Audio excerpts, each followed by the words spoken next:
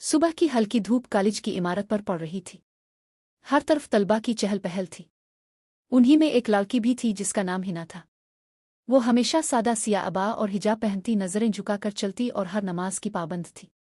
वो जानती थी कि असल खूबसूरती अल्लाह की इताअत में है, इसलिए कभी किसी गैर मुहर्रम से गैर ज़रूरी बात नहीं करती थी। इसी कॉलेज में एक लड़का भी पढ़ता था जिसका नाम अहमद था। अहमद मुसलमान तो था मगर दीन से बहुत दूर था। नमाज छोड़ देता, दोस्तों के साथ वक्त ज़ाय करता, मौसीकी सुनता और ज़िंदगी को सिर्फ मज़े करने का नाम समझता था। एक दिन अहमद ने पहली बार हिना को देखा।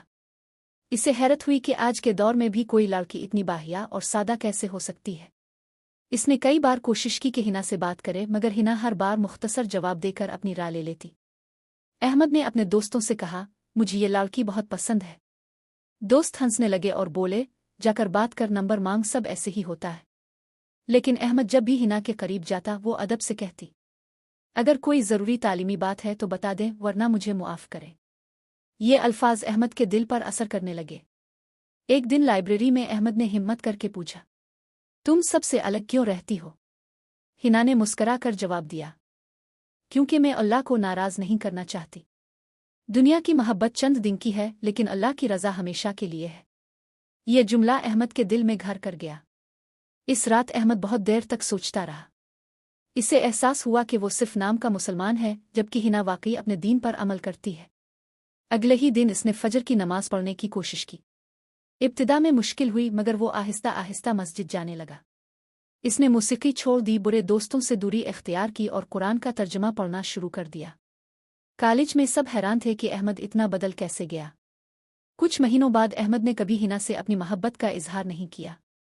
वो जानता था कि इस्लाम में नाजायज़ ताल्लुकात की इजाज़त नहीं। हिना ने भी महसूस किया कि अहमद बदल चुका है, मगर इसने कभी इससे गैर ज़रूरी बात नहीं की। तालीम मुकम्मल होने के बाद अहमद ने अपने वालिदैन से कहा, अगर आप मुनासिब समझीं तो मैं हिना के घर बाकायदा निकाह का पैगाम भेजना चाहता हूँ। दोनों ख़ानदान मिले। हिना के वालिद ने अहमद से सिर्फ एक सवाल किया, बेटा तुम मेरी बेटी से मोहब्बत करते हो या अल्लाह से? अहमद ने सर झुकाकर जवाब दिया, मैं पहले अल्लाह की रज़ा चाहता हूँ। अगर वो राज़ी होगा तो मुझे यकीन है कि मेरी इस दिवाजी ज़िंदगी भी कामयाब होगी। ये जवाब सुनकर हिना के वालिद मुतमईन हो गए। कुछ अरसे बाद दोनों का निकाह सादगी से मस्जिद में हुआ। ना फजूल खर्ची हुई, ना बेपर्दगी और ना ही गैर शरई रसूमात। निकाह के बाद अहमद ने हिना से कहा, अगर मैं तुमसे कॉलेज में मोहब्बत का इजहार कर देता तो शायद हम गुनाह में पड़ जाते, लेकिन तुम्हारी वजह से मैं अल्लाह के करीब आ गया और आज अल्लाह ने हमें हलाल तरीके से मिला दिया।